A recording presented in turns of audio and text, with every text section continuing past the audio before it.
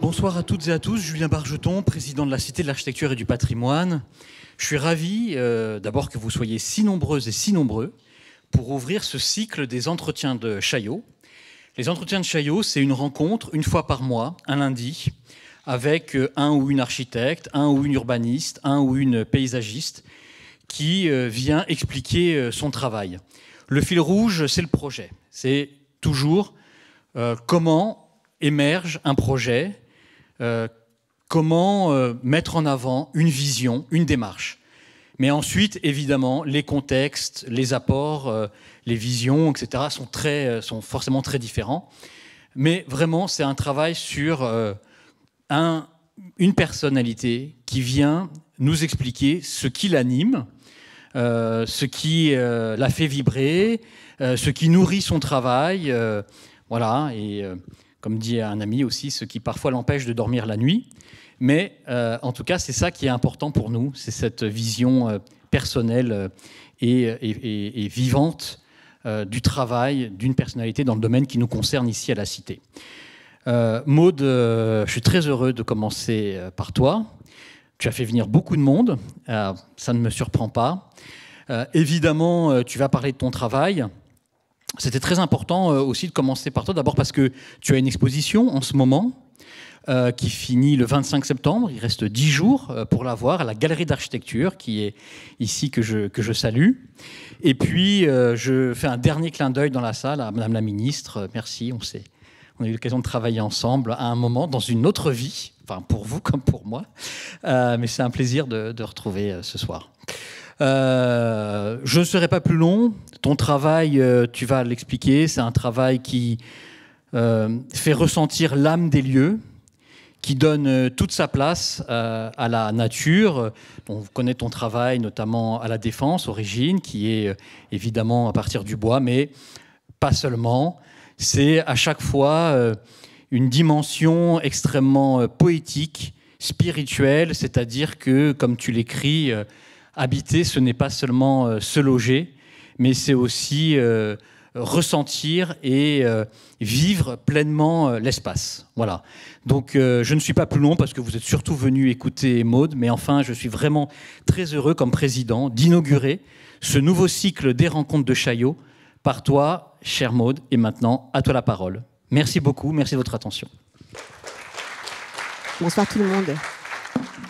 Très heureuse d'être ici, grand moment pour moi dans ma vie professionnelle et personnelle. Alors, chers amis, chères familles, chers collaborateurs, chers amoureux de l'architecture, je vous salue. Je suis évidemment émue. C'est pas tous les jours qu'on a cette invitation. Donc, merci Julien pour ce moment de joie. Quand vous commencez un métier, quand vous imaginez des projets, vous partez de rêves. Et pour moi, je suis allée, enfin en tout cas pour beaucoup d'entre vous également, quand vous imaginez des espaces, eh bien, on est toujours forcément inspiré par des moments. Et ces moments-là, je vais rapidement les exposer à travers quelques images. C'est des moments forts dans ma vie. La première, c'est cette image de bateau, d'eau. Ça me rappelle mon enfance, ça me rappelle tous ces moments passés avec mon père qui est ici présent, que je salue. Mes parents, mon père était marin, grand navigateur, et je dirais que c'était un moment assez fort quand vous passez entre 10 et 15 ans, des moments d'introspection, des moments de silence. L'architecture, c'est un sport de combat. Il faut savoir conjuguer beaucoup de force, beaucoup de plaisir, beaucoup de portes qui se ferment à vous. Il faut savoir canaliser les énergies, travailler en équipe comme dans un bateau, et puis regarder loin devant. J'aime cette idée d'horizon. Alors parfois vous cherchez un signal, et puis vous vous trompez. Parfois vous avez des climats qui ne vous acceptent pas. Parfois il y a de l'imprévu. Et puis il y a ce cap, ce temps long. L'architecture, c'est un moment de temps long. Beaucoup de patience, beaucoup de force, beaucoup d'espoir. Et puis, quelques temps après, je dirais dans les années 2000, j'avais à peu près 17-18 ans, j'avais envie de découvrir l'Afrique, ce continent magnifique. Maman a passé son enfance au Maroc. Et j'en garde ces souvenirs de terre, de chaleur, de relations humaines exceptionnelles. Et si j'avais un peu l'ambition, entre guillemets, d'aider, d'être utile, et je suis partie au Burkina Faso pendant quelques mois, reconstruire ou construire une école avec des Burkinabés. Vous avez compris, on retient ici la couleur, la terre, la chaleur, la puissance de la nature qui est extrêmement inspirante. Et puis, quelques temps passés, les premières années d'architecture aux Beaux-Arts, les ateliers, des époques extraordinaires, envie de changer d'air. En 3e année, je suis partie en Erasmus à Stockholm. J'ai rencontré des gens formidables, j'ai voyagé. J'ai vu des paysages très inspirants comme celui-ci.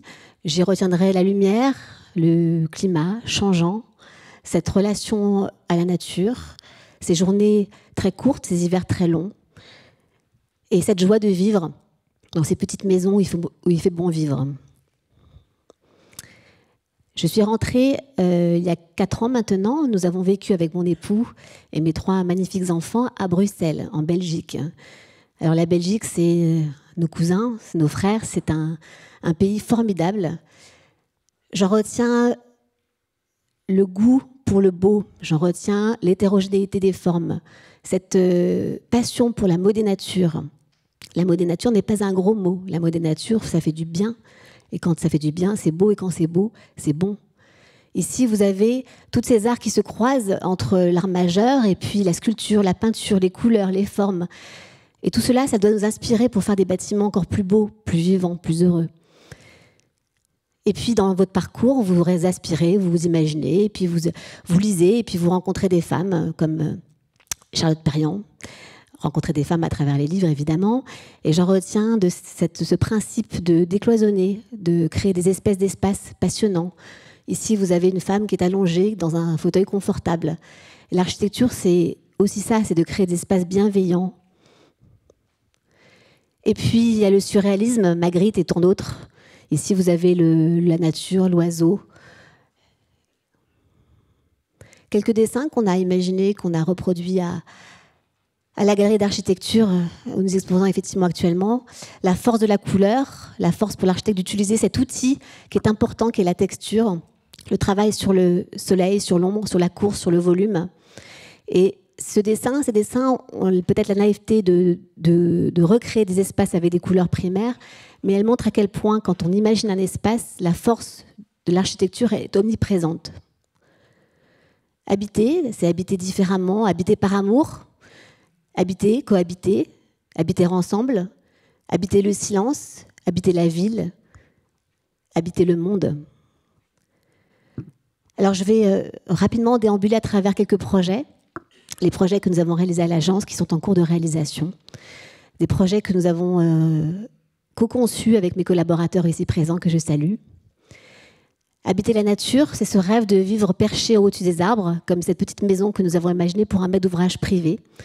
C'était une carte blanche, c'était une intention poétique de dessiner un abri suspendu. C'est une photo prise en drone.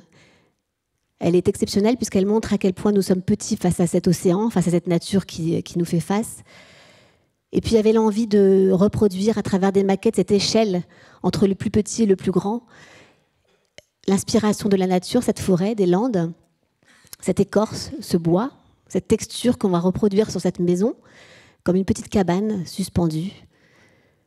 Ici, vous avez une extension. C'est un bâtiment qui a pour vocation d'évoluer, de mouvoir. Les familles s'agrandissent, se décomposent, se recomposent. L'architecture doit s'adapter aux usages. Ici, c'est un exemple parfait d'une famille recomposée qui a besoin d'avoir plus d'espace. Et donc, on est venu, il y a quelques mois, recréer cet nouvel espace à gauche, cette petite maison, encore une fois, suspendue. Et puis, il y a la façon dont on va construire qui est importante, évidemment. On ne construit pas de la même manière quand on est dans les Landes, que quand on est à Paris, que quand on est à Bordeaux, que quand on est au Pérou. Ici, on va prendre du bois, un bois local, on va le transformer, on va créer cette architecture caméléon, cette architecture qui va venir disparaître à travers les arbres.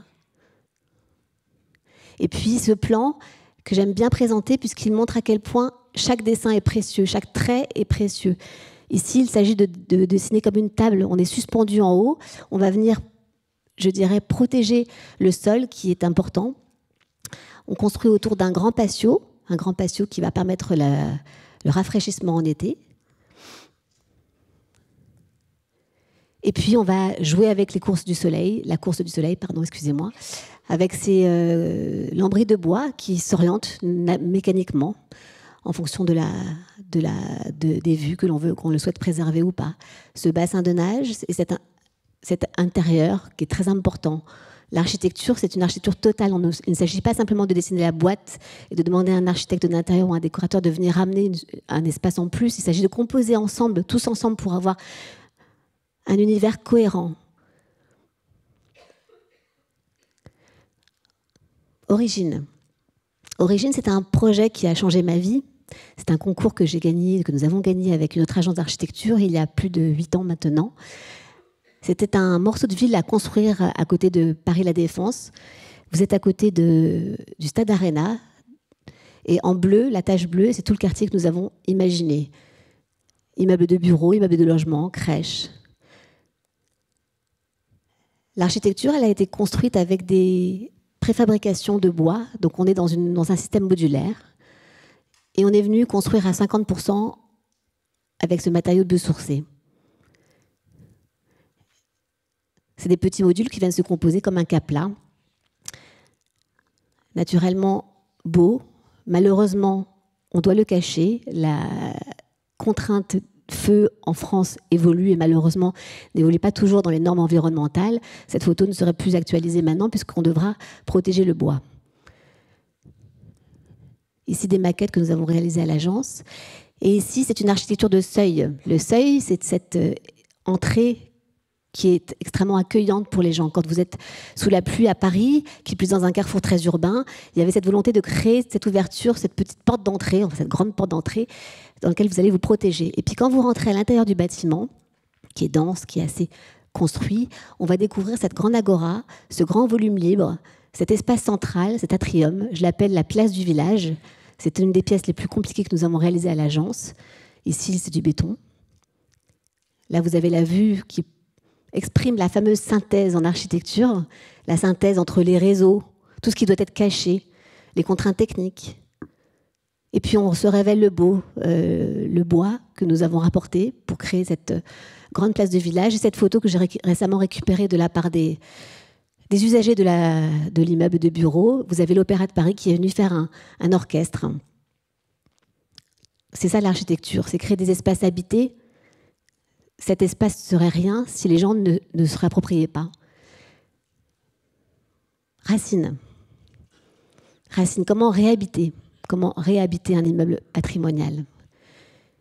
C'est un peu la problématique de construire la ville sur la ville, de venir imaginer ce nouveau phare urbain. Alors au début, nous sommes partis de ce plan, un plan de forme très organique, à l'image d'un coquillage qui se développe, tout en béton, construit sous 5 niveaux de parking, un grand jardin composé en terrasse. Et donc cette forme-là nous a inspiré pour rénover le projet. Là, vous voyez à quel point nous avons transformé, préservé chaque mètre carré, suivi le chantier, mis en avant cette architecture brutaliste des années 70. En bleu, tous les éléments que nous avons modifiés, mammifiés, transformés, renforcés. Et à l'intérieur, la vie qui commence à s'exprimer, ces espèces d'espaces depuis les tréfonds du bâtiment, ce bâtiment qui prend racine dans un patio central, ici, que nous avons imaginé. Nous avons démoli 2 niveaux d'étages de parking pour ramener de la lumière naturelle. Nous avons préfiguré la réversibilité avec un bâtiment qui peut être transformé tout ou partie en immeuble de logement. Et puis au dernier étage, vous avez ce jardin suspendu sur le toit de Paris. À gauche du plan, vous avez l'immeuble de bureau. À droite, une configuration pour, pourquoi pas, vivre, être résident, étudiant.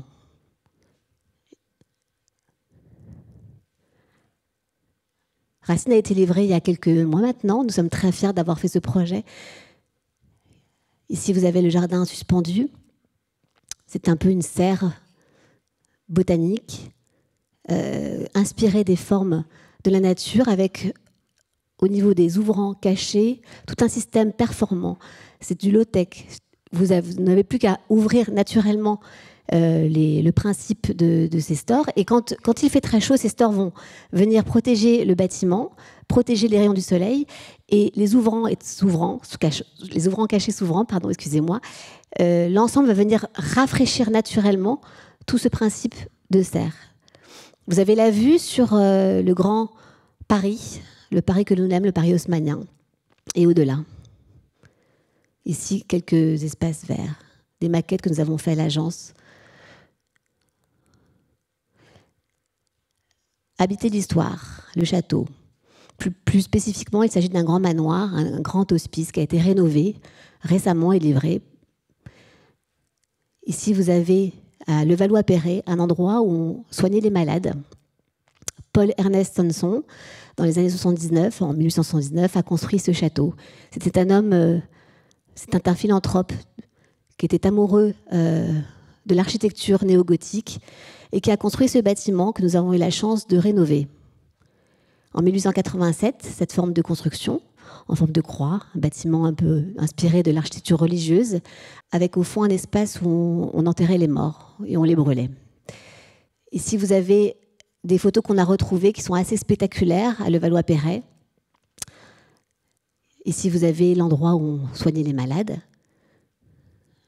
Les ouvrants, performants, naturellement, qui permettaient de ventiler naturellement et qui créaient une architecture d'hygiène, avec ici quelques photos des malades, ici l'inauguration.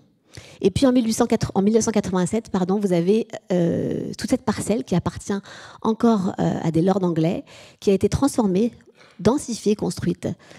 Ici, vous avez le château qui a été également densifié, quelques photos de projets de rénovation à l'intérieur du bâtiment, pour vous montrer à quel point nous apportons du soin au quotidien, alors du soin qui se voit et du soin qui ne se voit pas. Ici, vous avez toute la technique que nous avons, je dirais, cachée à l'intérieur des sous-sols du bâtiment.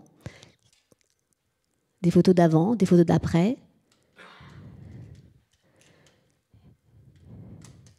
Et à côté de cet ensemble patrimonial, une maternité qui va être transformée.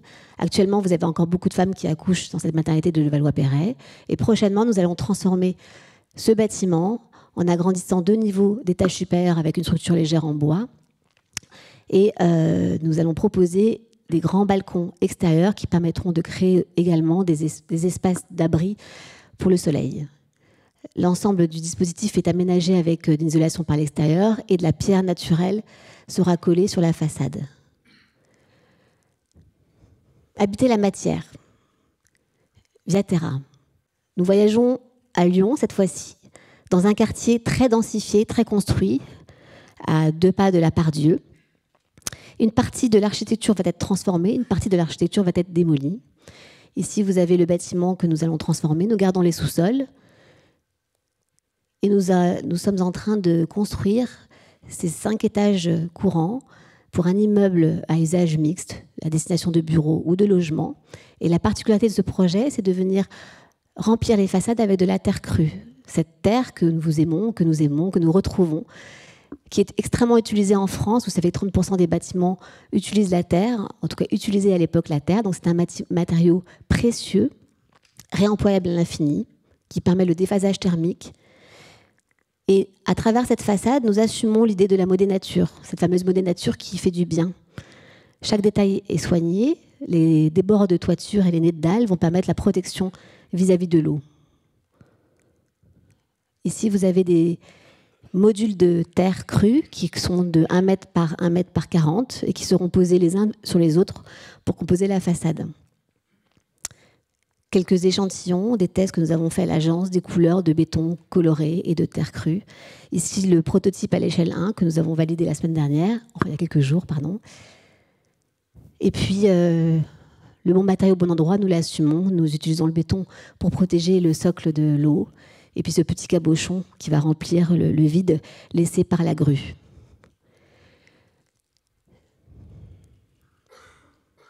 Habiter les usages. Ici, nous sommes à Pantin, une ancienne usine de manufacture qui a été transformée. Transformation d'un bâtiment qui était destiné à faire des fils à coudre. Et puis nous lui donnons une seconde vie. Et cette seconde vie, c'est l'accueil d'une crèche pour les enfants et d'un centre culturel. Donc là, vous avez ici toutes les photos de ces espaces qui sont réhabités. Et c'est toujours un bonheur de voir à quel point, quelques mois après, le bâtiment est vivant. Dreux. Dreux, c'est une aventure qui est pour l'instant en stand-by, mais nous espérons qu'il va repartir. C'est une découverte d'un lieu magique. C'est habiter l'autre histoire, celle d'un sanatorium. On est à 1 heure de Paris. Un ensemble patrimonial classé art décoratif qui a été abandonné il y a plus de 50 ans, puisque grâce au vaccin, les malades de la tuberculose il n'était plus nécessaire de venir soigner ces malades de la tuberculose, et donc ce bâtiment a été laissé abandonné. On a retrouvé ces photos que nous avons prises également.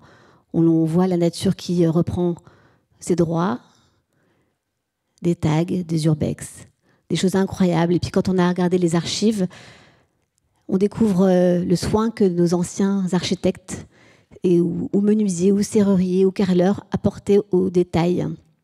Quelques dessins assez exceptionnels de petites tables pour l'école, puisque c'était une vraie ville, en fait. Chaque bâtiment était dédié à une fonction. Certains étaient dédiés à la fonction de un réfectoire, vous aviez d'autres endroits pour les enfants, pour les femmes, etc.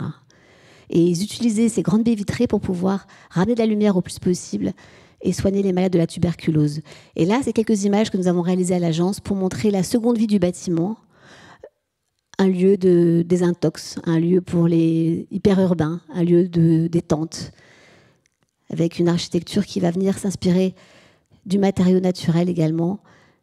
Encore une fois, la terre crue près de la forêt. Et puis ce petit pavillon central qui est un peu la pièce maîtresse de ce projet, qui est très simple et qui a pour vocation de montrer qu'un pavillon peut devenir évolutif, être réutilisé tout au long de la journée, matin, midi et soir. Je terminerai par le chemin. Ici, vous avez la vue sur le Paris-La Défense en 1605. C'est assez incroyable de voir à quel point les choses changent. Un pont qui était fabriqué en bois, et puis qui a été transformé en 1772, le pont de Neuilly, en pierre. Et puis ensuite, les transports étant modifiés au fur et à mesure, il s'est élargi, on l'a épaissi. Et puis dans les années 50, vous avez la photo de Paris-La Défense à l'époque, avec cette perspective sur la sculpture dédiée à cette fameuse défense, la Seine. Et notre proposition pour préfigurer le devenir de la Défense en 2050. Cela montre à quel point la ville a besoin de suivre les changements d'usage, les changements de mobilité. Ici, à La Défense, cette ville a été construite autour de la voiture.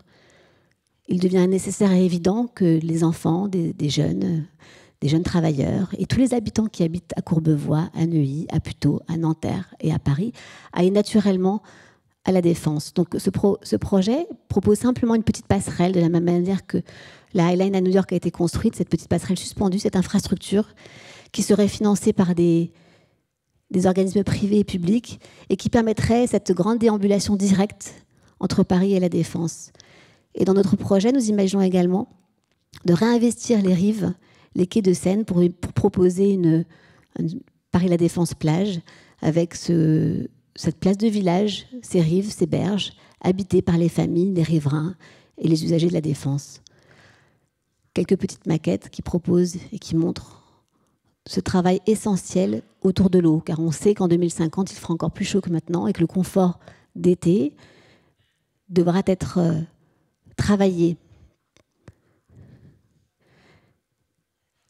On a eu la chance, et nous avons la chance d'exposer à la Galerie d'Architecture. Je suis très fière.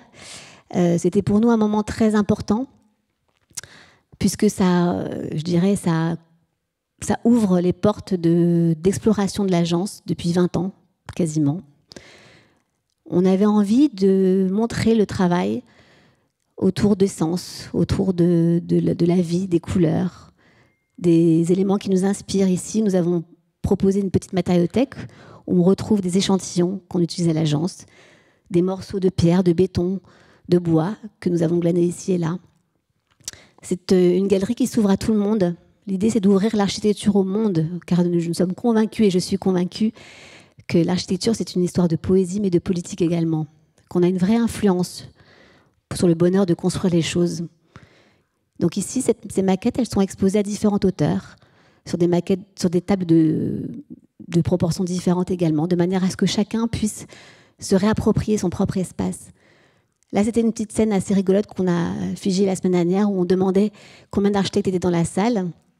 Et puis, c'était symptomatique d'une époque où on est fier d'être architecte, mais on n'ose pas le dire. C'est un métier très difficile. Et les personnes levaient la main, mais ils avaient un peu honte de le dire. Donc, à un moment donné, on leur dit, mais montrez qui vous êtes. Donc, il y avait une certaine fierté à dire qu'ils étaient architectes. Et pourtant. Et puis, quelques photos d'enfants, de collaborateurs et d'enfants qui découvrent cette exposition. Donc, vous l'avez compris, il s'agit simplement de montrer à quel point il est nécessaire et utile de faire valoir le beau à travers le monde. Ce couple d'anciens m'a émue. Ils déambulaient dans la pièce. Ils regardaient ces photos avec grand intérêt. Habiter n'est pas seulement se loger, c'est insuffler une âme au lieu, modéliser l'espace et le temps, se couvrir de silence et de la lumière, écouter les saisons et les matières, inscrire les mémoires et les gestes. C'est cohabiter, transmettre, écouter, marcher pieds nus sur la terre, poser la main sur le vivant, respirer les rires et les pluies. Habiter n'est pas construire des murs, c'est créer du lien avec le monde, avec les autres, avec soi. C'est inventer des espaces à ressentir, à rêver, ensemble, autrement, ailleurs.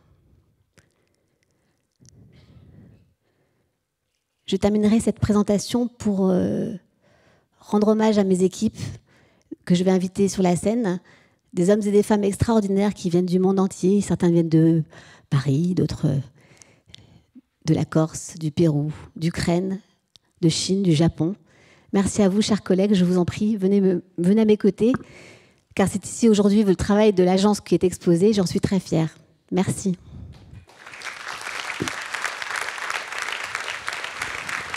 Ils sont beaux, hein ?